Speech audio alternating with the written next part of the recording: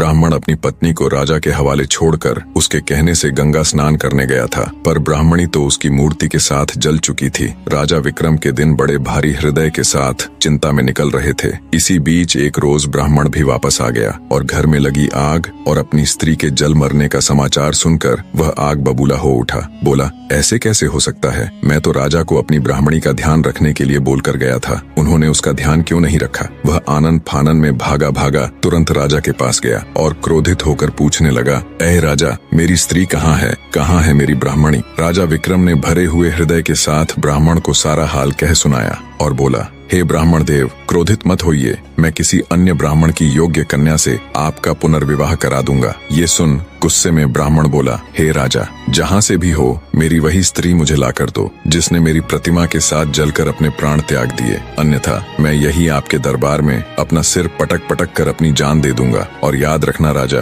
तुम्हें एक नहीं बल्कि 2 निरपराध लोगों की हत्या का पाप लगेगा, एक ब्राह्मण का श्राप लगेगा। राजा ने लाचार होकर कहा, शांत हो जाइए ब्राह्मण देव, तनिक मेरी बात सुनिए और जो मैं कह रहा हूँ वैसा करिए। अपनी स्त्री के अस्थि अवशेष संचय कर उन्हें रख लीजिए और मुझे 1 माह का समय दीजिए, मैं तुम्हारी स्त्री को जीवित करने की कोई युक्ति करता हूँ। ये सुन ब्राह्मण कुछ शांत हुआ और जैसा राजा ने कहा था वैसा ही किया। राजा विक्रम अपना राजकाज अपने मंत्रियों को सौंपकर सादे बाणे में अमृत की तलाश में चल पड़ा। चलते चलते कई दिनों के बाद वो एक गांव में पहुंचा। कई दिन चलने की थकान के कारण वो एक मकान के दरवाजे पर पड़ी चारपाई देख थका मांदा उसी पर बैठ गया। उस मकान में एक वृद्धा और उसकी पुत्र वधू रहती थी। वृद्धा का बेटा बहुत दिनों से कहीं बाहर गया हुआ था। उसी के संताप में उसकी पुत्र वधू और वो हमेशा दुखी रहती थी। थोड़ी देर बाद जब वृद्धा की पुत्र वधू बाहर आई और उसने राजा को वहाँ बैठा देखा तो मन में सोचने लगी, हो न हो यही मेरा पति है। इसकी सूरत और उम्र दोनों मेरे बहुत दिनों से बाहर गए पति से मेल खाती